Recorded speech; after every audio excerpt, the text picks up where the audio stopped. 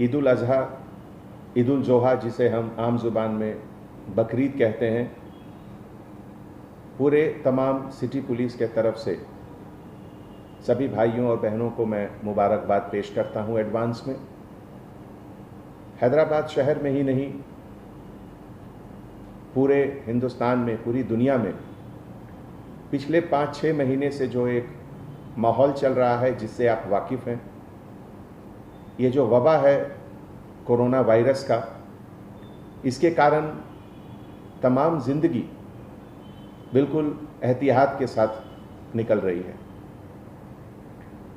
अगर आप हैदराबाद में देखें तो शुरू से ही हर मजहब में, चाहे वो हिंदुओं का रामनवमी हो, हनुमान जयंती हो, और अभी जो तुरंत गुजरा बोनालू, जिसका एक बहुत अहमियत है हैदराबाद में, हमारे क्रिश्चियन कम्युनिटी में बिशप थुम्माबाला के तरफ से जो इनिशिएटिव था ईस्टर में, जिसमें कि लाइव स्ट्रीमिंग किया गया फर्स्ट टाइम वीडियो के मार्फत से, और गुड फ्राइडे को देखा गया। फिर हमारे मुस्लिम भाई बहन जो हैं, रमज़ान में भी देखे कि बहुत एहतियात के साथ सब लोगों ने रमज़ान को मनाया, ईद को मनाया, क्योंकि ऐसा माहौल शायद पहले कभी इतिहास में नहीं आया।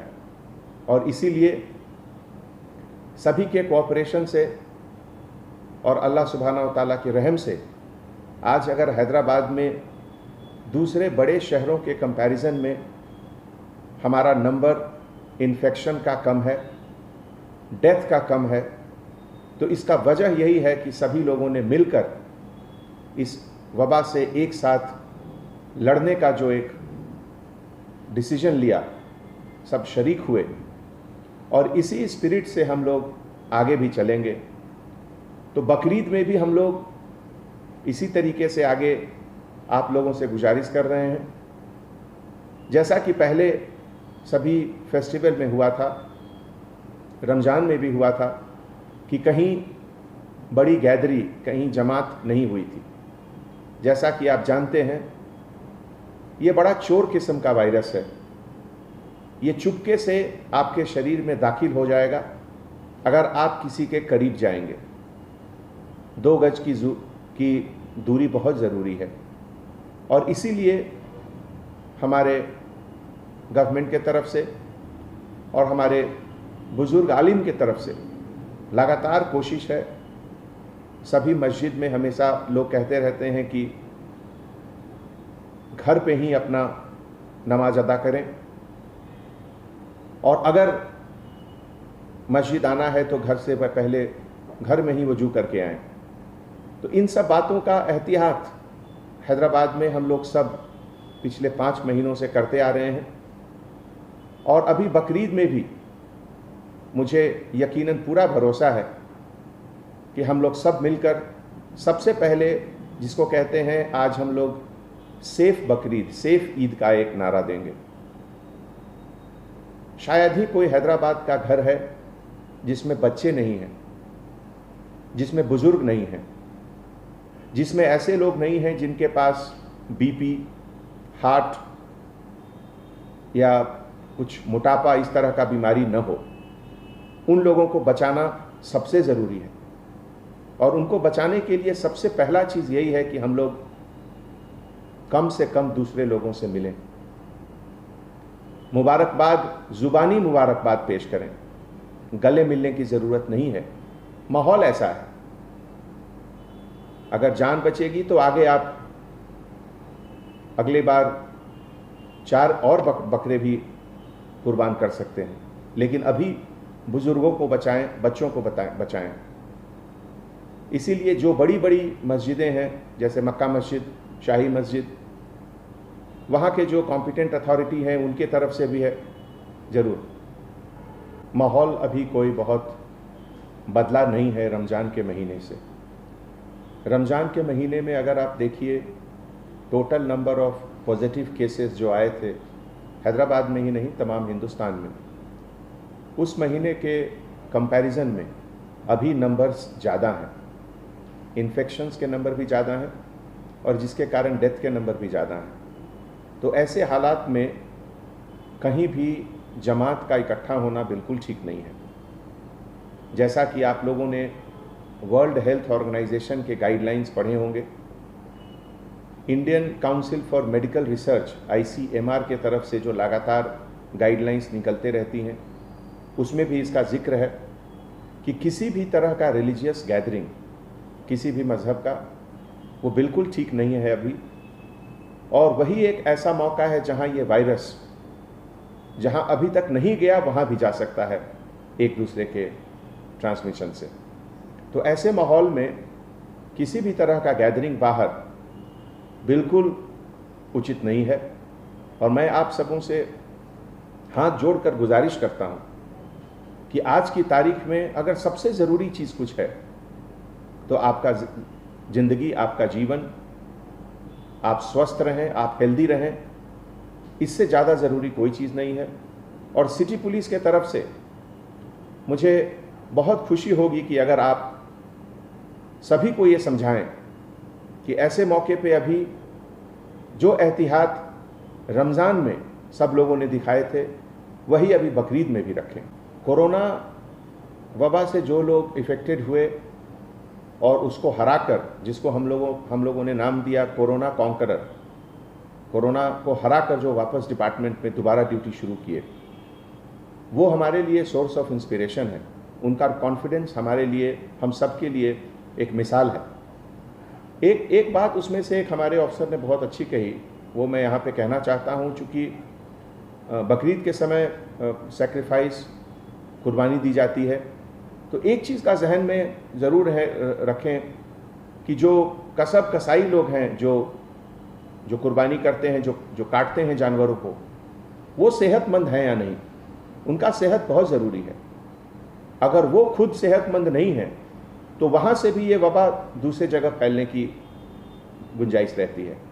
तो मैं आप सबसे गुजारिश करता हूँ कि जहाँ से भी आप लोग जा रहे हैं गोश्त लाने, एक बार उसका भी ध्यान रखें कि जो कसाई लोग हैं उनका हेल्थ बहुत ज़रूरी है पूरे सोसाइटी के लिए, बहुत बहुत ज़रूरी, बहुत सबक मिलता है। और आज की तारीख में उस कुर्बानी की अहमियत पहले से ज़्यादा है। आज सबसे पहले तो मुझे कुर्बानी देनी है अपने उन सभी आदतों की जिसके कारण ये कोरोना वायरस बढ़ सकता है।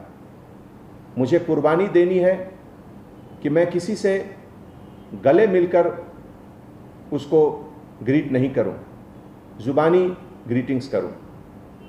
ये भी एक तरह का कुर्बानी है, क्योंकि सब लोगों को गले मिलना बहुत अच्छा लगता है और पहले लोग मिलते भी थे और अच्छी बात है।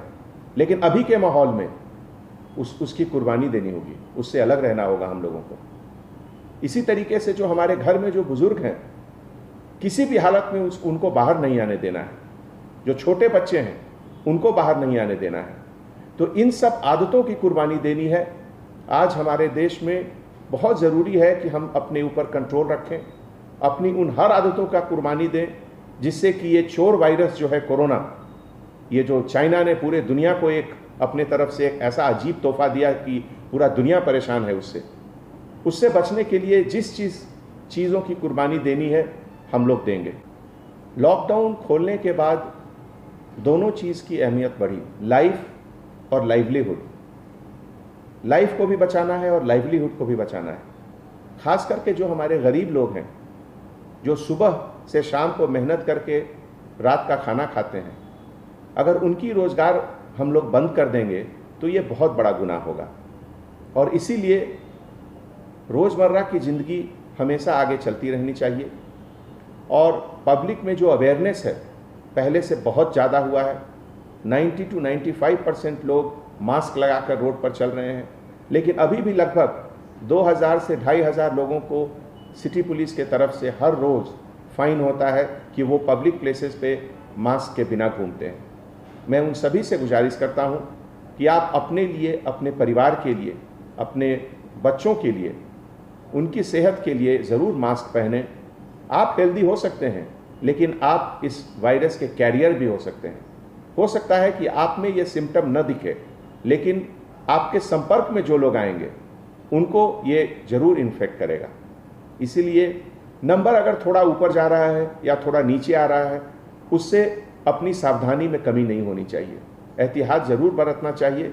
कम से कम अभी मुझे लगता है कि 2 से 3 महीने तक तो बहुत ज़रूरी है कि हम लोग स्ट्रिक्टली फॉलो करें, इम्प्लीमेंट करें जो भी गवर्नमेंट की गाइडलाइंस है, ICMR की गाइडलाइंस है।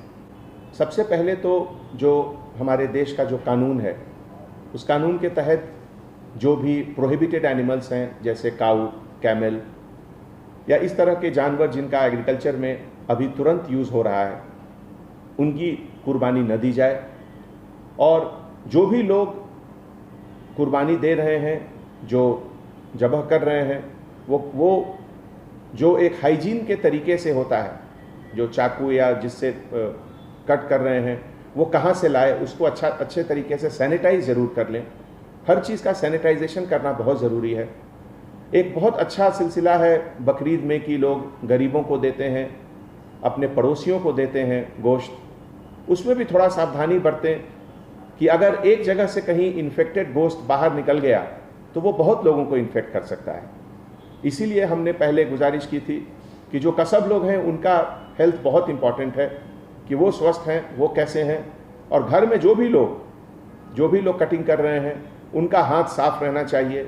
जहाँ तक संभव हो हाथ में दस्ताने पहन लें, ग्लव्स पहन लें, और उसके बाद ज़बह करें तो बेहतर होगा। जो हमारे बुज़ुर्ग हैं, हमारे इस्लामिक स्कॉलर हैं, जो हमारे आलिम हैं, उनसे मैं दरख्वास्त करता हूँ कि कुछ रास्ता निकालें, कुछ सोचें।